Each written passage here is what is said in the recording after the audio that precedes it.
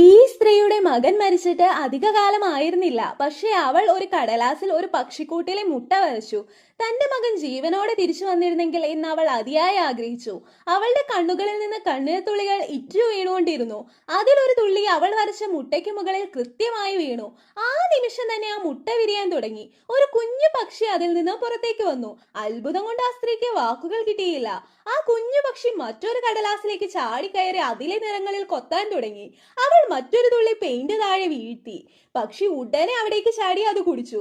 ഇതൊരു തോന്നലല്ലെന്ന് അപ്പോഴാണ് അവൾക്ക് മനസ്സിലായത്.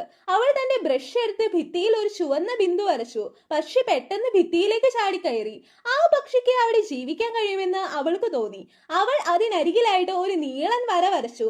ആ വരിയിലൂടെ പക്ഷി സന്തോഷത്തോടെ തത്തിക്കളിച്ചു. പക്ഷെ അവൾ പെയിന്റ് ബക്കറ്റ് താഴെ വെച്ചപ്പോൾ അറിയാതെ അത് തട്ടിമറിഞ്ഞു. തന്റെ കുഞ്ഞിന്റെ തൊട്ടിലിൽ പെയിന്റ് തെറിച്ചു വീണു. സ്ത്രീ പരിഭ്രാന്തയായിട്ട് അത് തുടച്ചു മാറ്റാൻ കിണഞ്ഞു ശ്രമിച്ചു. പക്ഷെ ആ കറ മാഞ്ഞുപോയില്ല. നഷ്ടപ്പെട്ട മകന്റെ ഓർമ്മകൾ വീണ്ടും എരച്ചു കയറി. കണ്ണീർ അവളുടെ കാഴ്ചയെ വീണ്ടും മറച്ചു.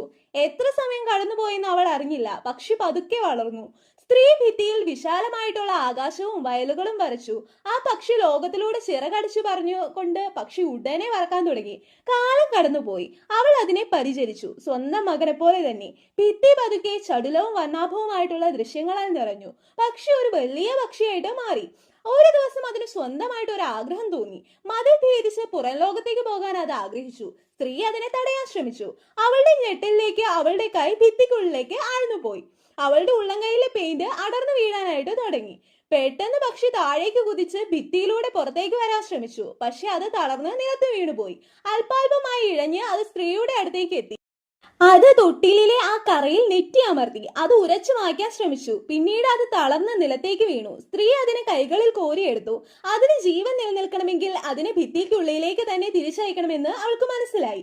അവൾ കൈ നീട്ടി ഭിത്തിയിൽ ഒരു വഴി തുറന്നു. പക്ഷി ഉള്ളിലേക്ക് തിരികെ പോയതും അതിന് ജീവൻ തിരിച്ചു കിട്ടി.